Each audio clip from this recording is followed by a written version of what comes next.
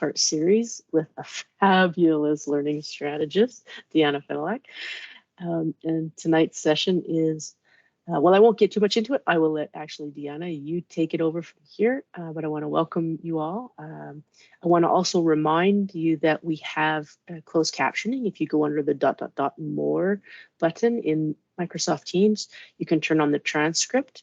You can also turn on captions if you require. So we will leave the mics open, but I'd like you to have them muted unless you have a question, and please raise your hand. And we have a few moderators here, myself, Lisa Boone, that will be able to sort of direct questions as they come organically, and then we'll have some time for questions at the end. And with that, I will turn it over to Deanna.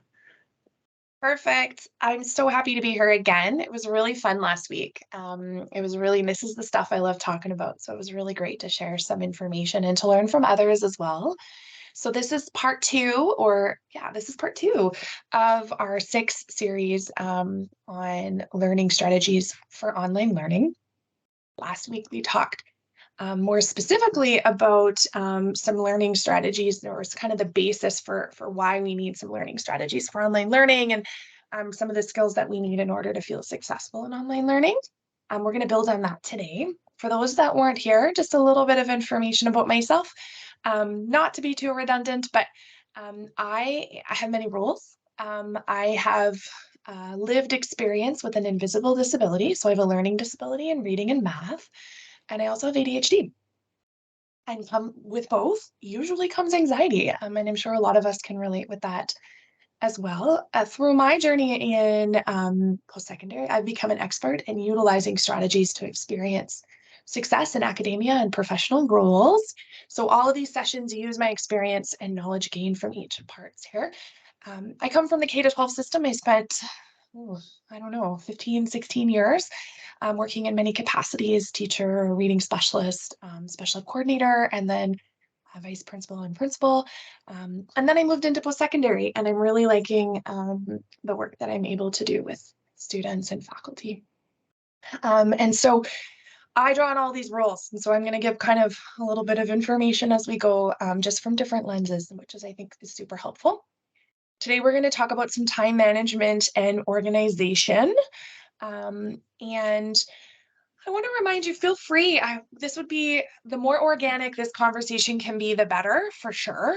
As we all know, it is easier to engage in conversation rather than just to kind of sit and listen. However, we're all here in different places. And so if sitting and listening is what your capacity is today, that's totally fine as well. Okay. I just want you to feel comfortable reaching out. So feel free to ask me questions along the way, raise your hand, type something in the chat. Just ask questions as they go. And I do want to apologize. I do have a bit of a cold, so if I sound a little groggy, that is why. So today's session, I've divided it into a couple parts. We're going to look at time management, and then we're going to look at organization. And time management really is going to be embedded into the organization piece, because the more organized you are, the more efficient you are with your time. So I've divided it into some pre-term stuff. What are some things that you should do before the course starts, before you embark on your really busy semester? What should you be doing throughout the term? And then again, we're going to link back to that first session where we talked about self-analysis and being really reflective in our practice so that we can improve. So to start, time management improves with organization. That's it. Simple. The more organized we are, the more efficient we're going to be with our time. So nothing revolutionary here, my friends. We're going to tackle this organization piece first, and then I'm going to embed some time management suggestions within this conversation, okay? So when it comes to pre-term organization, these are all of the things that you need to take care of before the term starts. Much like the self-efficacy piece we discussed last week. So you need to know how to use your computer, for those that were here. You need to know how to use the internet. You need to know how to access your resources. Same thing for pre-term organization. You need to have an organized workspace. You need to have some sort of electronic file or digital organization system, or it's going to be chaos. Or you're going to accidentally submit the wrong assignment because you clicked on the wrong one because you didn't have the most efficient naming kind of system or you couldn't find it. Or if you're anything like me, you'll start working on one computer and then you'll go to a different computer, maybe your workplace or maybe somewhere else, and you wouldn't have saved it to like a Google Docs or a OneDrive, and then you've got these files all over the place.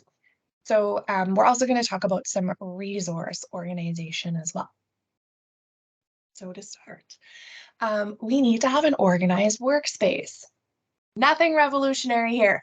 However, we know that when we can find things, our life is going to be way easier. So reorganizing and making an office space in your home needs to be done before the term starts. Oftentimes we get right into the term and then we get excited and we realize, oh no, I'm distracted by the kids or I'm distracted by this, or you're losing your papers because you're always working at the kitchen table. You need to have a dedicated study space in your space. And so pick a place that's going to be free of distractions, free of clutter. It doesn't have to necessarily be an office per se, but you do need to have some sort of system where you're going to be able to find things. And you're not going to have your little kids coloring on your papers or, mixing it in with other work. Perhaps you work from home or something. The next thing is to gather essential materials. So make sure that you have that printer ink. If you need to print stuff off, and for me, when I'm reading academic articles, I need to print them off still because I need to engage in reading strategies where I'm actually annotating the article and highlighting and boxing and all that kind of stuff. We'll talk about that in, I think, session 5 or 6. So make sure you have a printer that works and you have ink for it. Make sure you have the stationery so that you're not wasting time running out to Walmart or the dollar store to get, the fun highlighters if you need them, or your sticky notes or whatever you're going to need. Make sure you have everything there. So this is the fun part of school. This is where you get to go shopping at the beginning of the term to make sure you have everything. So if you're in Costco and they have that big pack of like those big markers with all the colors, buy it if you think you're going to use it. Make sure you have everything at your disposal. I could not have got through post-secondary without having earplugs. I was the student that would study in the library at the U of A with earplugs in a corner so I wasn't distracted. I had to create that environment. Took me a while to figure that out. Same thing at home. If you have, Paw Patrol playing in the background or, other distractions, make sure you're able to create your space. Put on the noise canceling headphones, all of that kind of stuff. The next thing is honestly like the computer charger and the second monitor. A second monitor is so important. Your working memory cannot be expected to go between different browsers all the time and for you to retain information. It's just not realistic. Get a second monitor if that's something that's needed or you think that would be helpful, and if you have access to such a resource, or figure out your system. Okay. So organizing the workspace, super important, super simple. We often overlook these things. But it's going to help you when you're in the middle of things and kind of in a time crunch and needing to get stuff sorted, okay? And then just making sure you have a place for everything. That could be in the space, it could be in another space, but just make sure you have somewhere to sort all your information. Okay, so we're going to talk about electronic file and digital organization. Now, I don't know how many of you remember. Do you remember the floppy disk days? Just give me a little hands up or something if you remember the floppy disk days. Please, goodness, someone. Yes, right? Okay.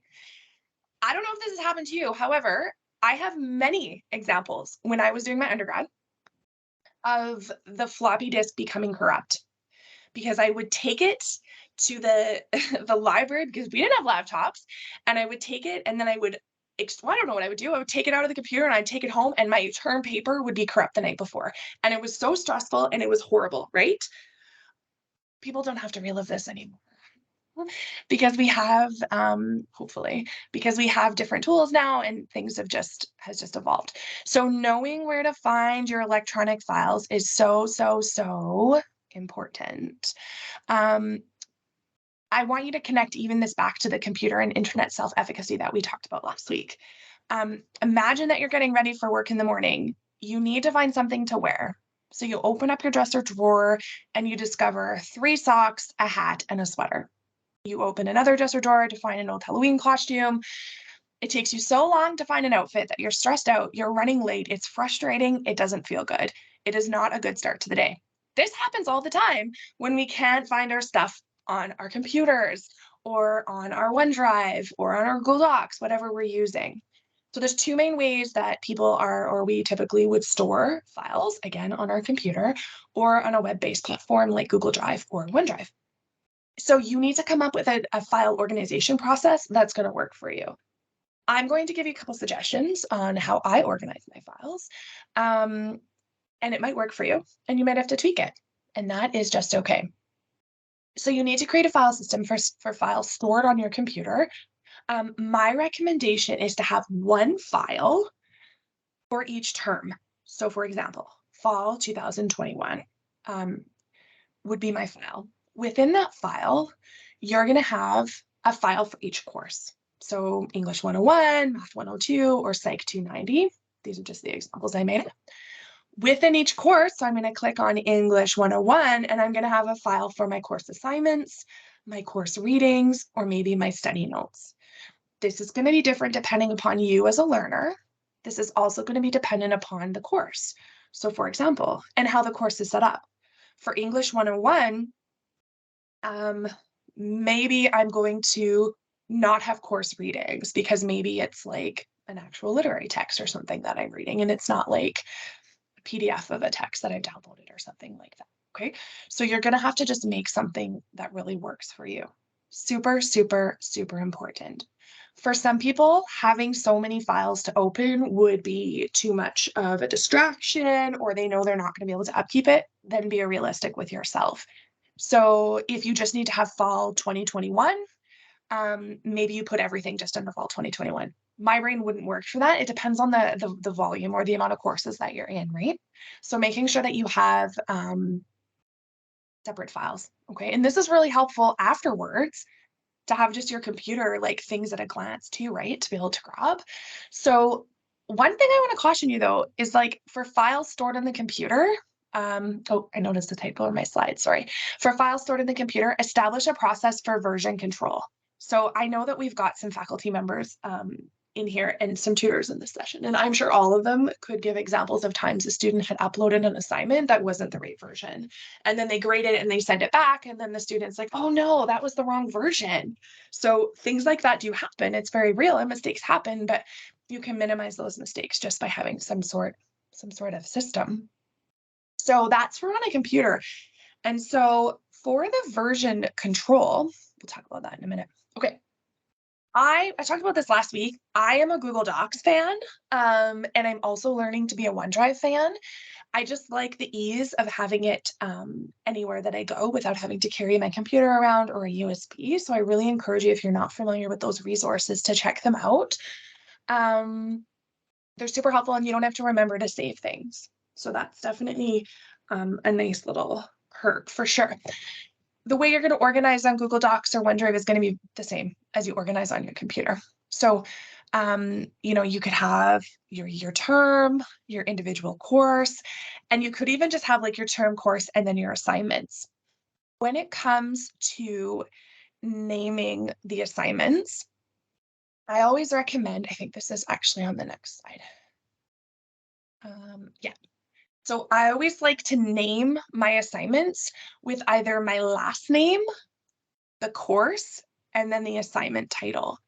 Some courses want you to use your student ID number. Some don't even tell you, but I think it's really helpful to have a very clear and consistent naming system that you're going to use in all of your courses. That's very, very clear. You should be able to open a file or to look at a file and know what it is without opening it. Okay, so when you're uploading it onto Moodle, there's no confusion.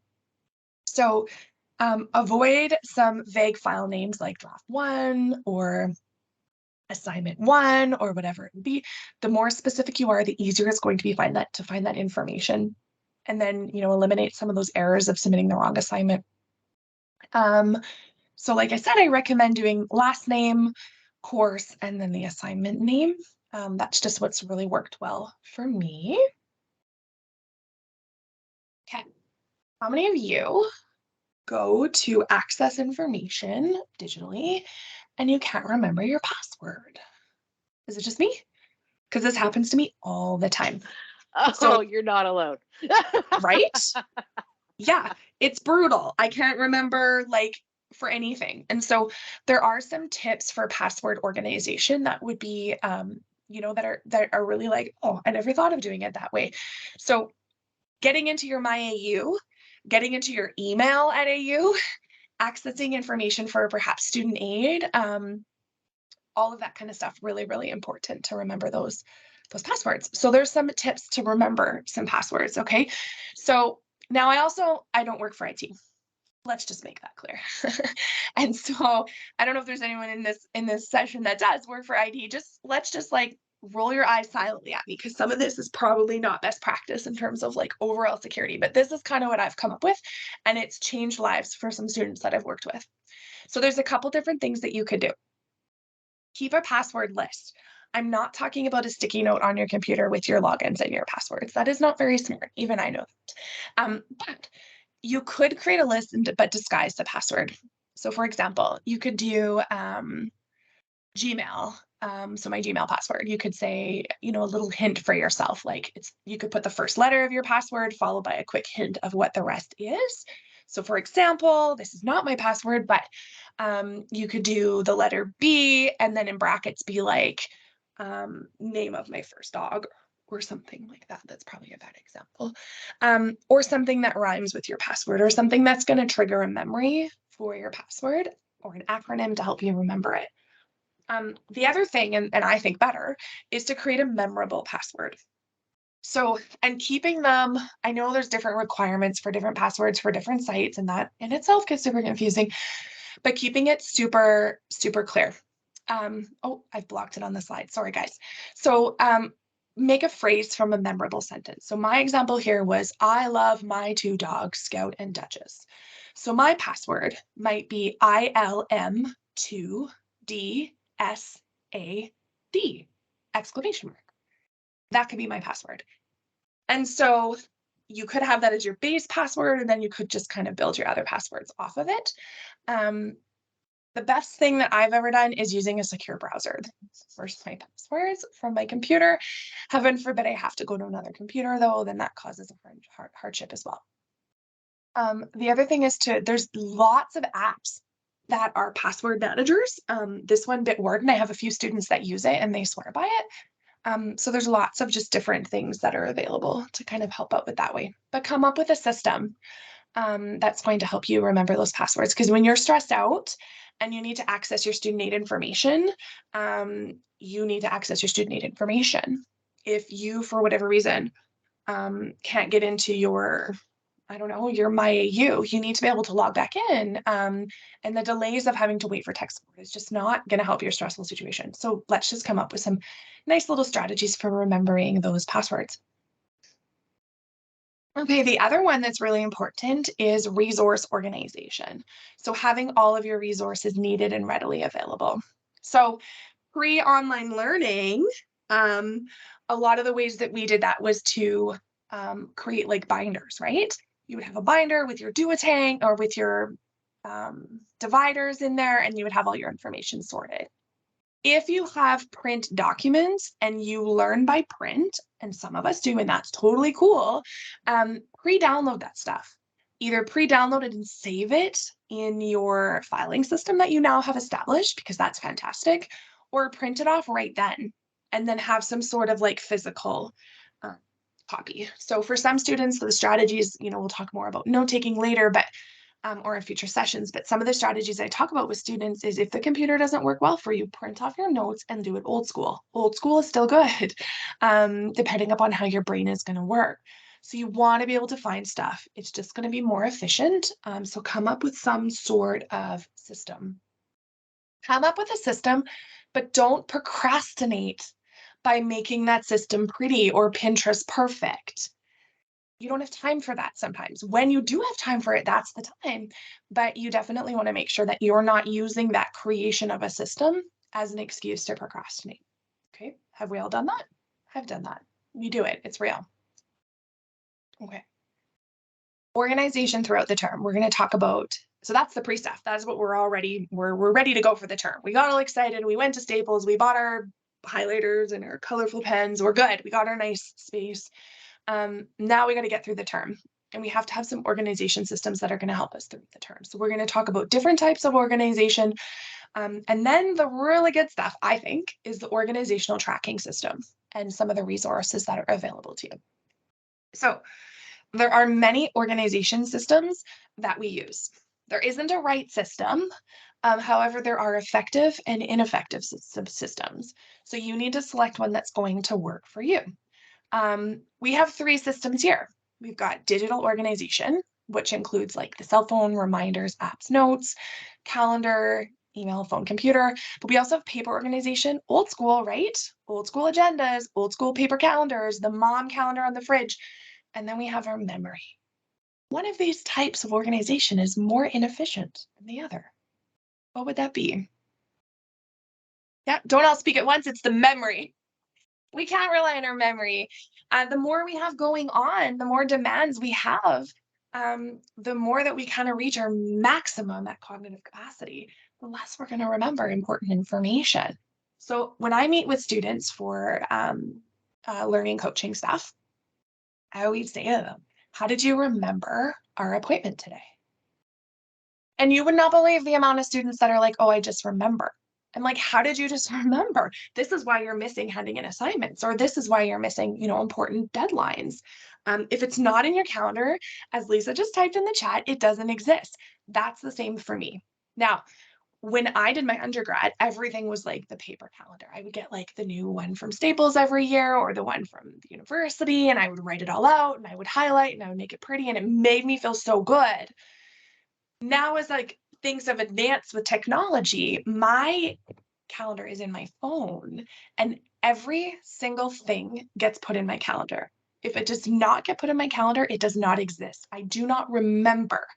So you need to make that habit of choosing one system that's going to work for you and stick with it.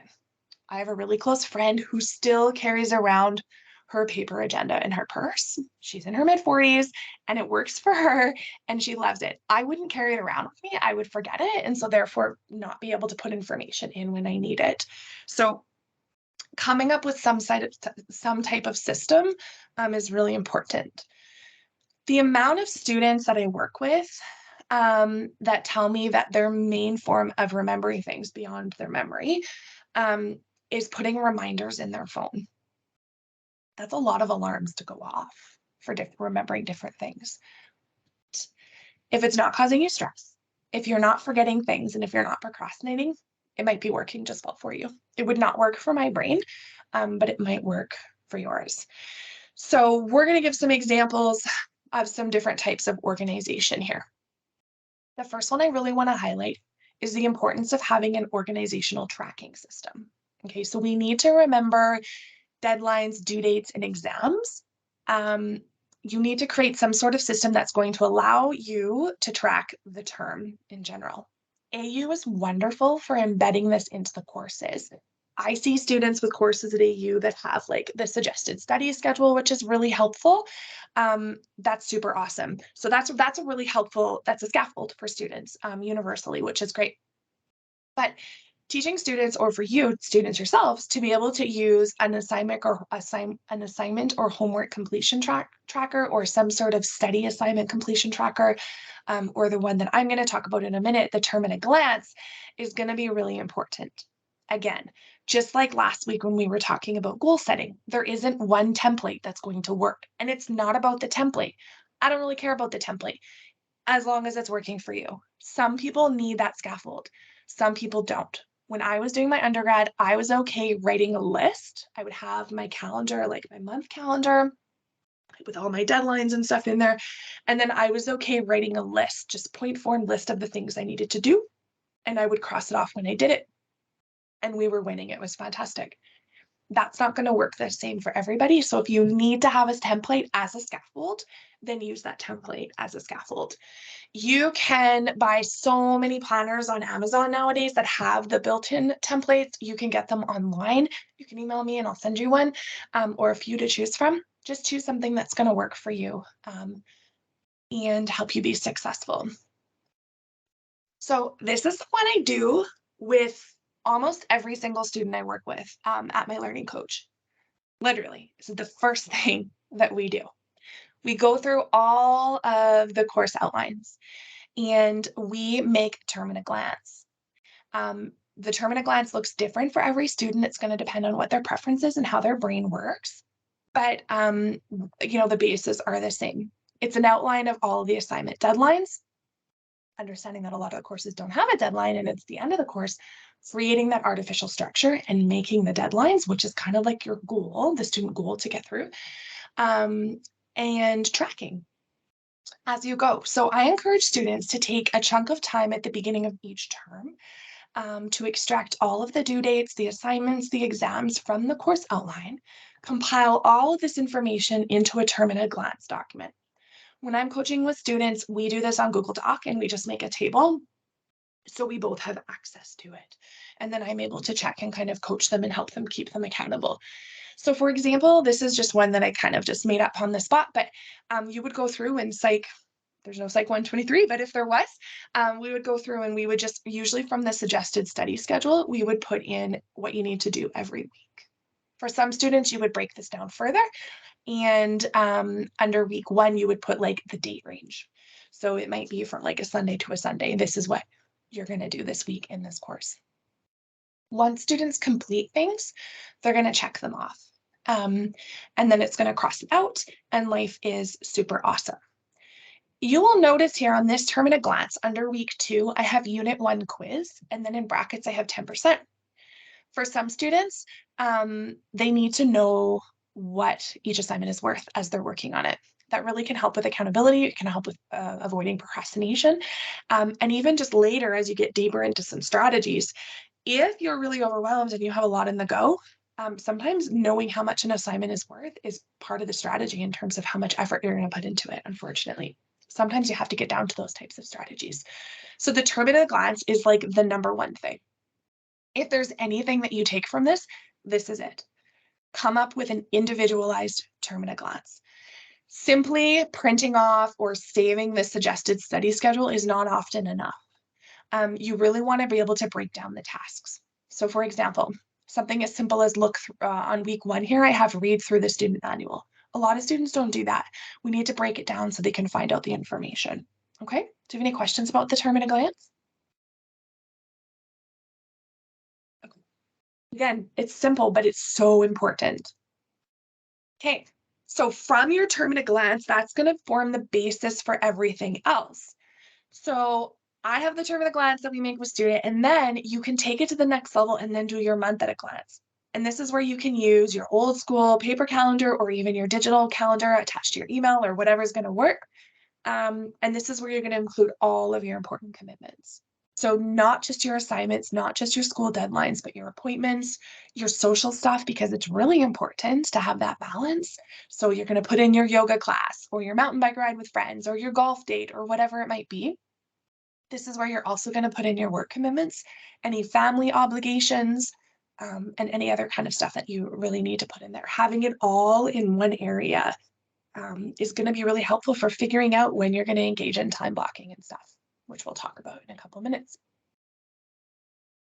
Then from our monthly organization, we really need to break it down into weekly organization. So we have our term at a glance, we have our month at a glance, and now we have a week at a glance.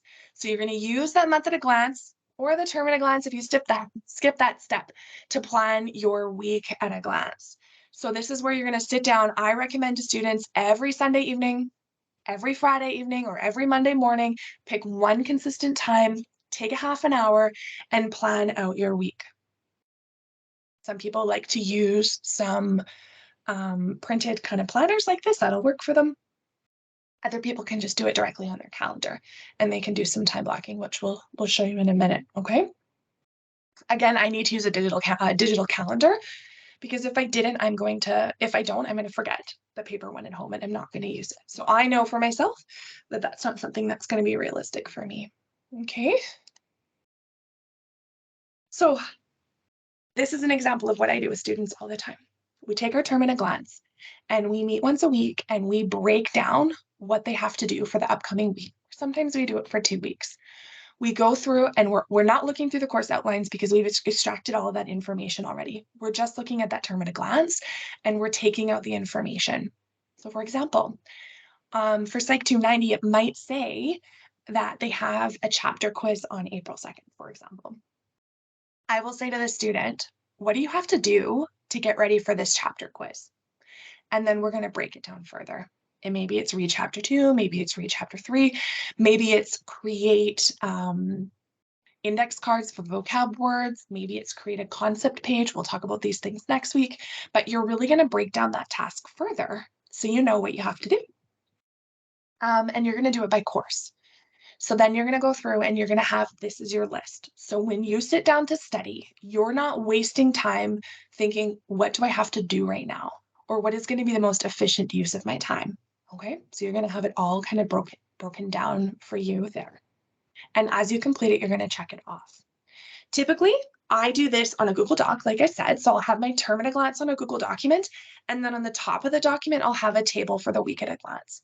And so I'll just copy and paste stuff from my term at a glance into the week at a glance. And then once I've completed it and I'm remaking my next week at a glance, I actually delete the information from the top week at a glance, just so it's less stuff on the page and you've already done it anyways.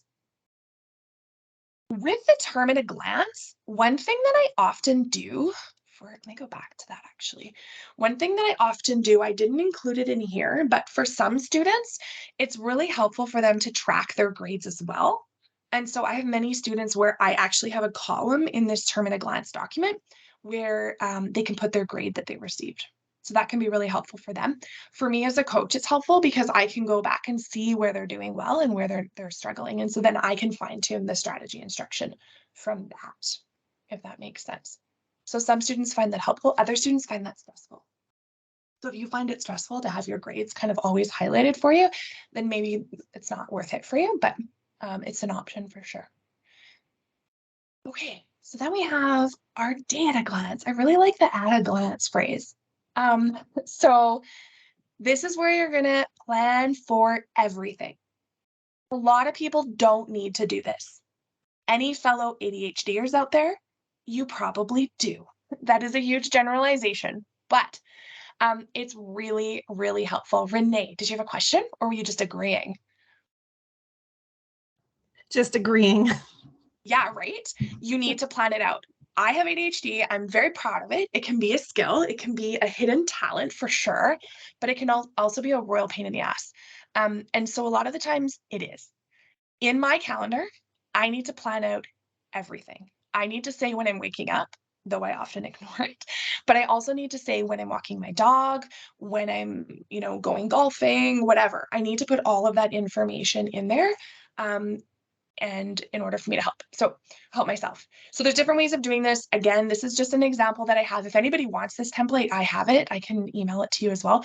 But this one is just one that I've made for some students, and they find it really helpful to on the actual physical paper, write down exactly what they're doing.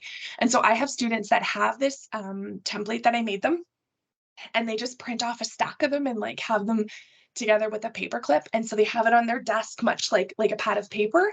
And then every day they sit down and they look at their calendar and they plan out the next day. So they have it there with them. That's really good if you have a desk job, or if you can have like the paper right in front of you.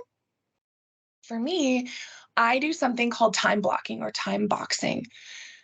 So time blocking, it's a time management strategy where you schedule out every part, and I mean every part of your day.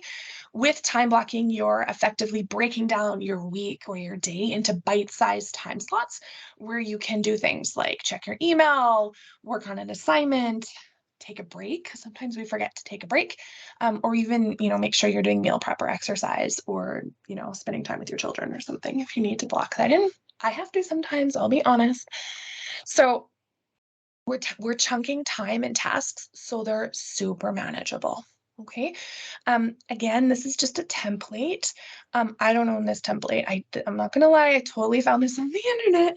I think someone was selling like a sample on Etsy or something, but it kind of shows where you can just make a template that's gonna work for you. And there's lots of free ones available on the internet, like this one, or I could send you one if you want. This is the system that works for me. Okay, so this is how time blocking or boxing works. in a calendar in like a digital format, which I can't rave enough about. So the first thing that you need to do is visually schedule time into your calendar. I like color. I like to have things color coded. You're going to group similar tasks together. So on this example, you will see every morning. This is like not my actual calendar because I'm not a student, but I kind of made it if you're like a student and working, or I don't know. But so I have in here every day from 9 to 10, I'm going to respond to emails. So by saying between 9 to 10, you're going to respond to emails, you're kind of setting boundaries for yourself as well. But you're setting that time for that emails. So that from 10 o'clock to 11 o'clock on Mondays when you're taking your Psych 290 class, we'll talk about that in a second, you're not then responding to emails and multitasking while you're doing that. You've already set your time for something, and that's when you're going to do it. In theory, I realize this is harder to do than it actually, than to say. So when you're time blocking, there's many different things you can include in this, okay? This is a good visual for you to see your week at a glance or your day at a glance, so you know where you're going to have time and when you're not going to have time. It's also a good opportunity for you not to overcommit. So I always say, put in the things that are non-negotiable. Kid stuff, because they have to get to their activities, they have to get to school or whatever they're doing. Work, we have to pay the bills. Put in the non-negotiables. And then I put in other stuff too, like I know with AU, oftentimes your courses are asynchronous. So I always say you need to schedule a time to study the material like you would be in class, attending an in-person lecture. So for example, in this calendar that I made, I had Psych 290 every Monday, Wednesday, Friday for an hour. Okay, put that into your calendar and create that artificial structure for yourself so that you're not saying, oh, I'm going to work on psych today. And then you end up watching Netflix, folding your laundry, taking your dog for a walk, starting dinner, and answering emails throughout the day while wasting time on Instagram. My life. So you need to time block it in so that you have time to do it. Okay. If I'm putting in here that I'm working on Psych 290 in my calendar, if this was my calendar, you would be able to click on my Psych 290, open it up, and I would have a list of things to do. Sometimes. Other times, I'm just looking at my week at a glance and I have my list of things that I need to do during that time. Okay. So that's a good way of creating that artificial structure, which will help you save time and not scramble at the end of your course date to get everything done. The other thing you can put in here too is if you are accessing tutoring support or learning strategist support, you can put it right into the calendar so you know what you have going on in that day. If you have to get term assignments done or any assignment done, in theory, you need more time than the time that you would be spending learning the material. So you need to time block additional time to complete those assignments. How do you know what assignments you have to put in? That's where the term at a glance and the week at a glance is going to come in helpful. So you were using those tools kind of in conjunction with each other. Okay. Now, by time blocking in your calendar, you're not only setting aside chunks of time for like really important work, stuff you need to get done, finishing tasks, writing the paper, responding to emails, paying bills, whatever it might be, you're also reducing context switching. So that's where, and I'm the worst for this, that's where, so for me, I'll be writing a paper. And while I'm writing the paper, my email will bing. So then I go to my next monitor and I'm answering the email, and then I'll get a text message and then I'll read it. And then I'll go, like I'm jumping around because my brain likes to do that. By creating the artificial structure, that can be really helpful. So we're going to talk a lot about some more time management stuff in relation to test taking and studying at the next session. So next week, we're going to talk a little bit more about that. Okay. So I just want to challenge you to really give this a go. This is like, okay, so I already said that the term at a glance is my favorite strategy. The term at a glance in conjunction with the time blocking is my most favorite strategy. And I would say with students, probably most effective or efficient or both. Okay. Same with daily organization. There's different time blocking templates if you're more needing a scaffold to kind of help you. So in here, we're looking at time blocking. It's in many ways. Like I said, you can use the day planner, you can use the digital calendar, a template. Heck, you can use sticky notes. If that's going to work for your brain and not cause chaos, for many people, that will work. It won't work for me. I've got to be real about it. There's lots of time blocking apps. If you just go right onto the App Store right now or Google time blocking apps, you're going to be overwhelmed with the amount. For me, I don't need another app on my phone. I really don't. It's not going to work for my brain, but I have students that find it really helpful. So find something that's going to work. The key word in this slide is plan. You need to plan out your time. If you need time to Netflix and chill, we all do, then plan it. Your whole life cannot be schoolwork and child commitments, though it often is if you have children and you work and you go to school. You need to plan out time for yourself as well. Planning out time to exercise, planning out time to go get that pedicure or go hang out with some buddies for wing night, whatever you need to do, you need to plan it in to your schedule. Okay. And then eventually it'll just become habit to be like, oh, I want to go golfing with you on Sunday. Let me check my calendar. My friends make fun of me all the time because I'm always like, oh no, let me look. I got to check my calendar because I can't remember what I'm doing on Thursday night. Okay. So making sure that you're doing that is really important. Okay. Utilizing resources. This is not rocket science. It's not hidden under a vault. This information does not have a secret access code to obtain it. It's all over the place. However, it is helpful to have it kind of pointed out and in one direction, in one spot, sorry. So there's lots of suggestions. YouTube is really good. I follow a lot of blogs about learning because that's what I love. So some of the ideas in terms of like the pretty templates and stuff, that's where I get the ideas from. So don't use this to waste time. Don't use this to procrastinate. But if it's something that if you need more information on something, do a little bit of a Google search and see what you come up with. AU has really fantastic resources. If you just go right on to my AU under the support services, there's a whole tutoring and learning support with learning tools. They've got kind of a breakdown on creating some study schedules and stuff. So that's definitely at your fingertips as well. You could reach out to an academic strategist, a learning coach. Sometimes just as effective is an experienced student. So with somebody who's already gone through school or is going through school, coming up and just kind of taking some ideas off of them. I spoke last week about in my undergrad, I don't know if I actually said it was for French, but I had to take a French class. And I had no idea how to study for French. And I had a friend that I made, Jenny, still friends with her this day. And we would do group study sessions. And I was able to kind of adapt how she was interacting with the material and make it my own. And that was really helpful. And it's still memorable for me 20 some years later. The other thing is to reach out to your course tutor or your instructor. I'm sure they have some really good tips as well. But it's all available. It's all at your resource, at your fingertips. You just have to look out for those resources, okay? Okay, linking this back in to what we talked about last week in terms of self-efficacy, engaging in some sort of self-analysis is super, super important and probably the most overlooked part of our practice as a learner. So when you're selecting tools, you need to ask yourself some questions. What is one area that I need most support with right now?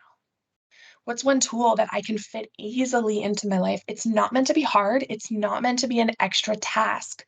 That is just a compliance project. There's no room for compliance projects here. It's not a workplace, okay?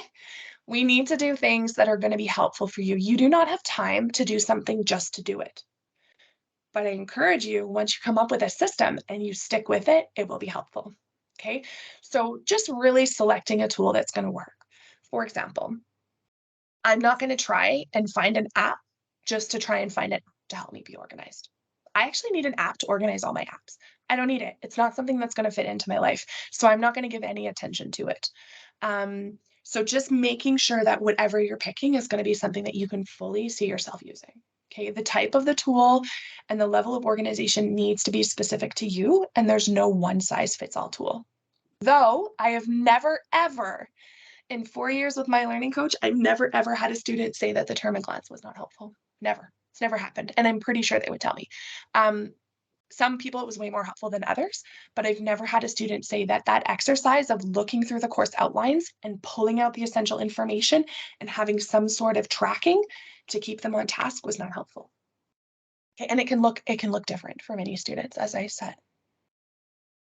Okay, so then this is the fun part, is making it a goal, doing some goal setting and some reflection. Last week we talked about goal setting, and I was very honest in saying that how many times throughout our lives have we been forced to make a goal? I talked about COM 20 in high school and how you had to make these goals. I think I talked about it. I should have if I didn't.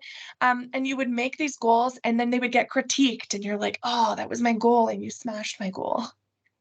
Um, Come up with a goal that can challenge yourself. It doesn't have to be this perfect, beautiful Pinterest goal, but come up with something that can work. So here's an example that I came up with. It's not perfect at all, and it was off the top of my head.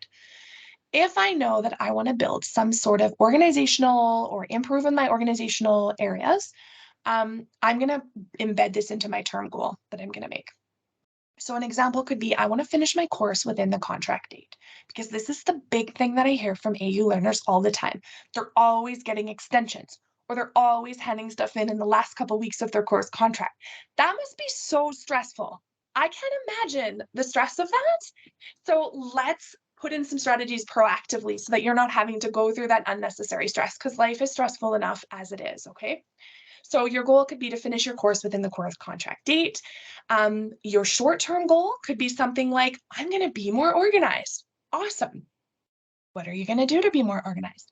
Well, my action steps, I'm going to create a term at a glance document and use it. I'm going to use an agenda, maybe. It could be a digital, it could be a paper. And then I'm going to time block some study sessions into my calendar. You don't have to go all out and time block your entire calendar like I do. I didn't start doing that. I started just time blocking in certain things that I really needed to do. So start small. Maybe just your time blocking your study sessions with your friends or by yourself. And then maybe your next short-term goal is going to be to complete your assignments on time. That's a really good goal. And remember, on time in accordance with the artificial structure that you created or that study schedule that was provided to you that you're going to adapt so it's realistic for your life, okay? Maybe to do that, what are the steps you're going to take? Well, maybe you're going to create a weekly to-do list every Sunday. Awesome, that's a really good thing. Maybe it's something I recommend all the time. Maybe you're going to work with an academic strategist bi-weekly. Remember, if you are a student with a disability, you are most likely eligible for funding to help support that. If you don't have access to a strategist, make an artificial structure. Maybe you have access to a critical friend. When I was in university, it was my mother. In my undergrad, she would help me kind of organize my week. She would be that critical friend that I needed sometimes in order to help me stay organized. And then maybe your next action step is going to be to break down assignments into chunks, which we'll talk about more in another session. Sound good? So what is the big thing? Be aware of what worked, what didn't work, create a goal, reevaluate it, be realistic. No one's judging you on your goal. If they are, don't tell them your goal. You don't need to hear that. So just pick something that's going to be real for you and remember to keep those goals nice and visual for yourself. So the takeaway that I have for you is to reflect on the systems that you have in place. Reflect on them. What's working well? What could use some adjustment? And we all have areas of adjustment. I myself have areas of adjustment for sure. In terms of my own organizational system, I need to go back through my Google Docs and I need to be putting stuff better in folders because I don't all the time.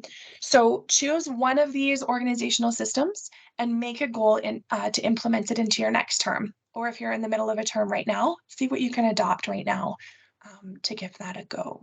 Okay. Lynn, sorry, I'm just seeing your comment now. I love how the long-term goal is my short-term goal. And it gives me a boost to make shorter-term goals for sure. Oh, I'm glad that this is helpful. That's what it's meant to be, right? It's meant to be helpful. So this is where you have a chance to ask questions and hopefully you're not overly shy. So if you have a question, feel free to kind of jump in and break up my my speaking monotoneness.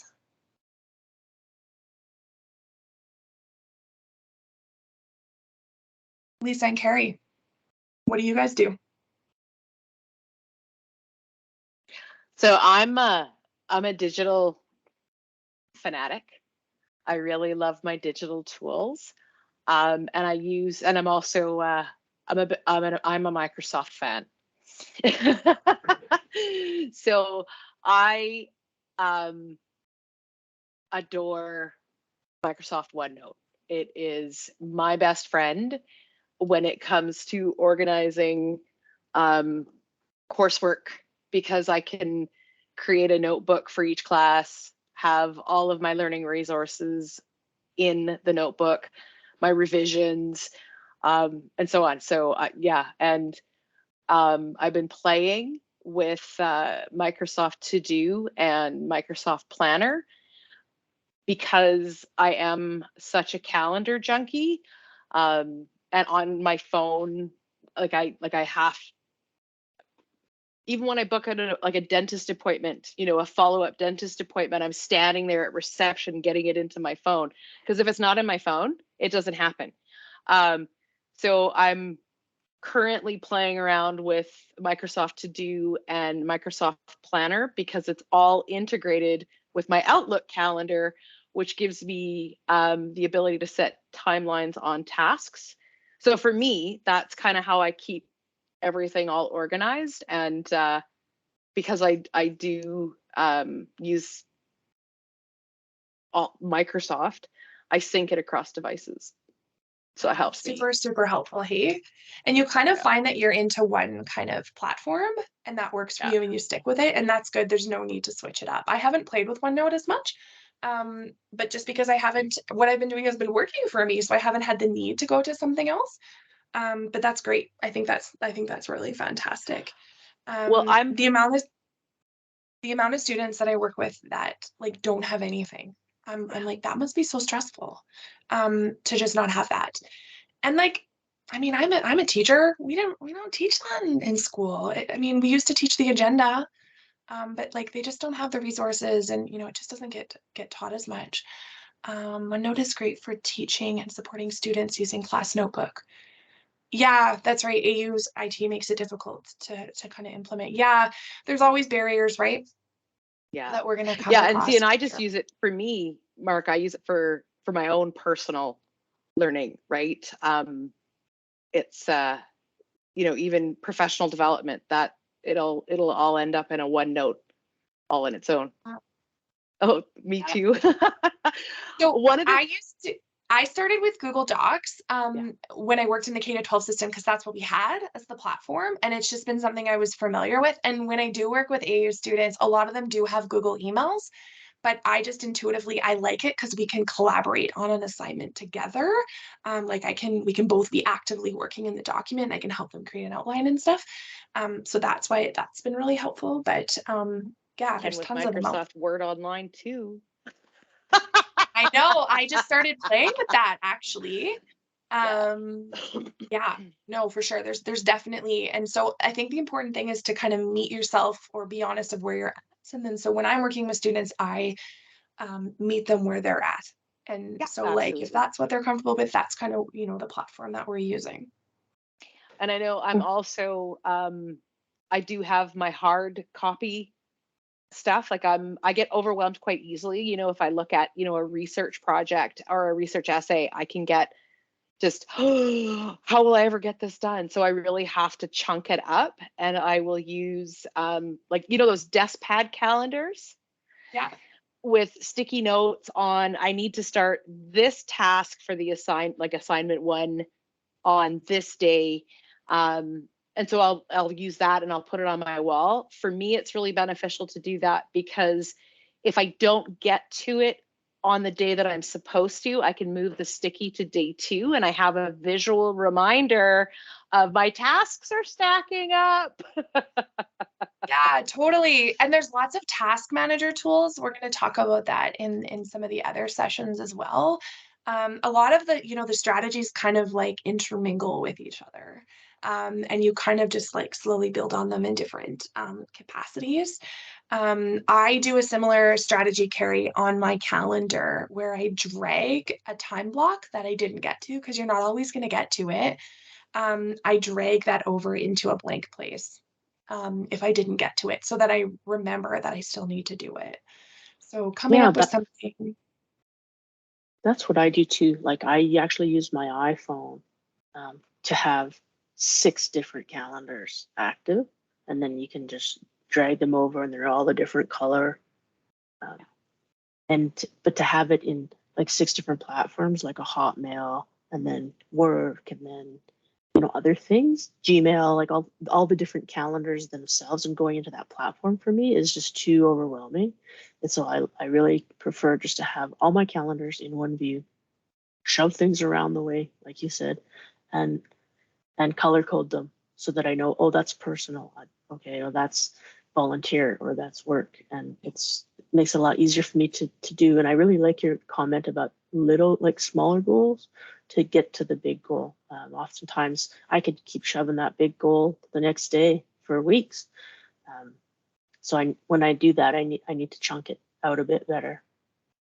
Yeah, chunking is like so important. We need to break it down for ourselves. I mean, I used the example last week, the horrible example, but we all have kind of been there of like, I'm gonna get fit.